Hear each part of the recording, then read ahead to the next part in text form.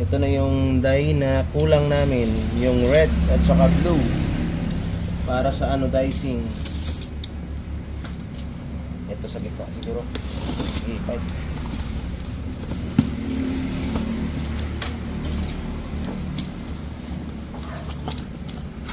Tsaka mag-testing tayo mamaya ng ano, mag-anodize gamit ito. Grabe yung pagka-packing nila. Ito ay kulay blue. Ayan.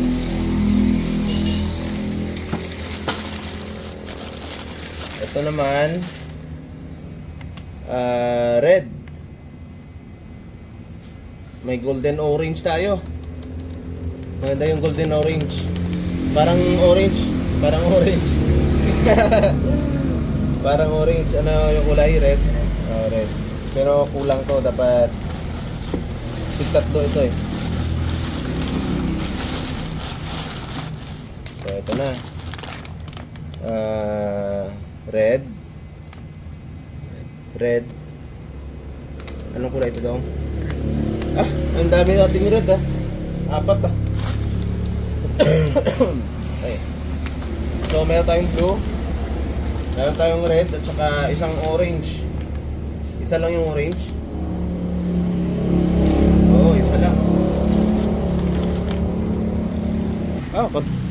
So ito yung i-anodize natin. Ito. Yung tatlo lang muna. At saka yung isang malaking receiver. Isusunod natin yung dalawang malaking receiver. Unahin muna natin ito. Meron na tayong kulay na red. Yung red namin dati, galing yun sa kaibigan naming si Lexter. So yung gamit niya kasi powder. Pero okay din naman. Pero try natin yung magandang dye, yung Caswell, yung brand. Kasi mas mabilis yun. Mas mabilis yung pagkapit ng kulay compare mo dun sa powder na binigay sa atin ni kaibigang Lexter. So eto, ulitin ko lang sa pag Vapor Blast. Ayan. Yung trigger housing niya tapos na. So ito lang yung tatlo. Tsaka isunod natin yung dalawang malaki. Pakita ko sa inyo yung kulay na red, kung ano yung magiging result niya. Ito na yung dye natin. So yung iba nito may nagpa-order din sa atin, kaya matutuwa din si Nong Danilo pag nabigay ko na ito sa kanya. Napadala ko na sa kanya yung ibang dye natin, kasi hindi naman natin mauubos to lahat. Kaya sinabayan ko na dinagdagan ko na yung order kasi gusto niya ring mag-testing, mag-anodize. Ayan. So Vapor Blast muna tayo. So nandiyan na sa loob yung mga parts natin na Vapor Blast. Maya maya matatapos na rin yan.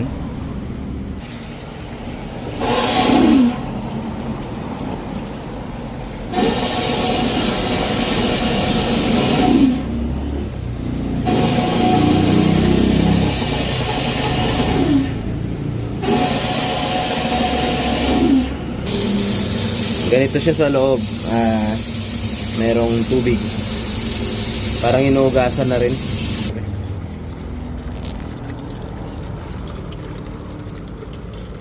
Ito na yung mga parts natin. Ayan.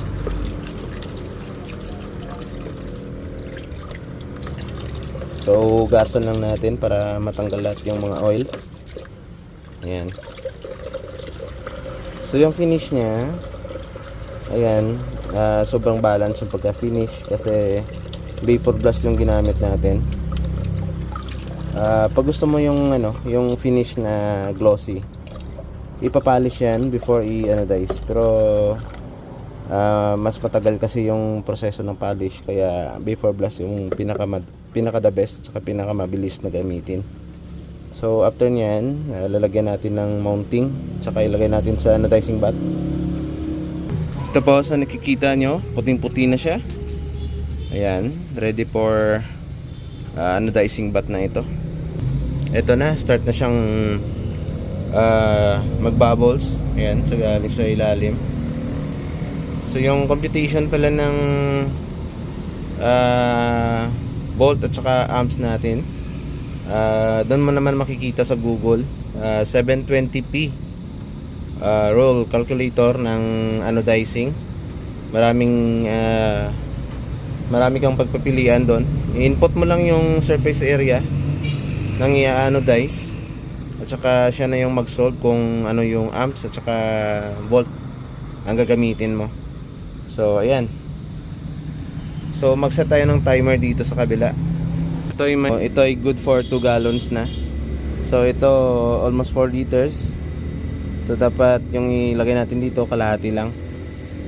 Tsaka may direction naman siya kung paano mo siya gagamitin. I-heat to 140 degrees Fahrenheit. Ayan. Same lang naman yung mga die ng Caswell. Wala pa akong nakitang die na iba yung ratio niya at saka yung temperature. So babuksan ko ito kay Dodong. Buksan mo, Dong. Shake mo muna. Ayan. Buksan mo na, Dong. Na-shake mo na yan? Yes. Sige, kalahati lang. Lagay mo dito yung red. Sige, bite. Hatiin mo lang yan. Wow. Oh, tingnan mo sa loob kung tingin.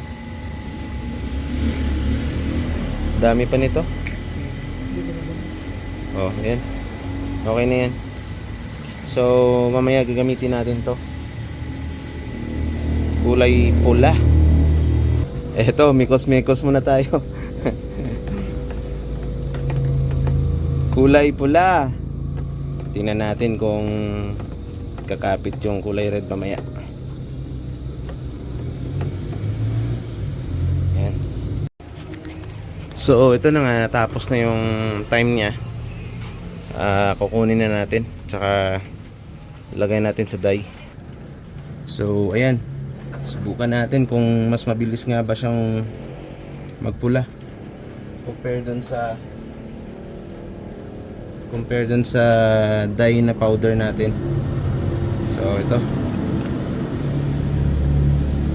ayan.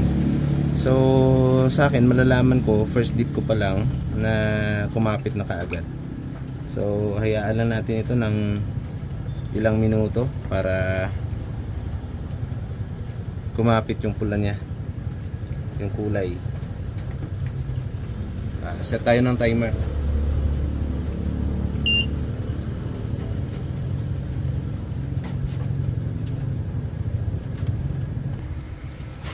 Ayan, medyo halo-halo rin. Halo-haluin din natin.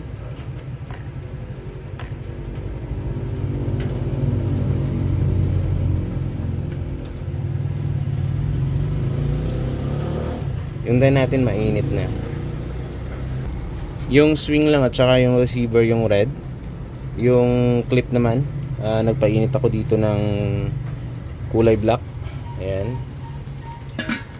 Black daw yung clip. Tingnan natin. Ito yung 1 minuto pa lang. Ayan, 1 minute. Hindi pa nag-1 minuto. Ano pa lang? Almost 1 minute pa lang. Ayan. Red na siya. Yung diskarte naman, pag gusto mo yung kulay, the same talaga ng hindi magkaiba yung kulay. So dapat sabay mo silang i-dip dito. Saka sabay mo rin silang i-anodize. Yung black natin is mainit na.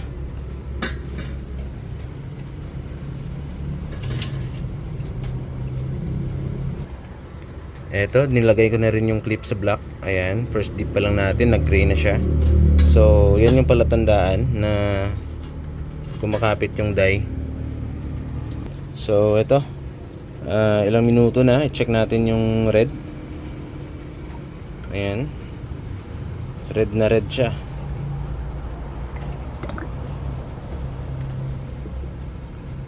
Check ko na rin yung swing. Ayan. So, masasabi ko maganda talaga yung Caswell. Kasi ang bilis niyang kumapit. Tsaka after nyan isi-seal natin.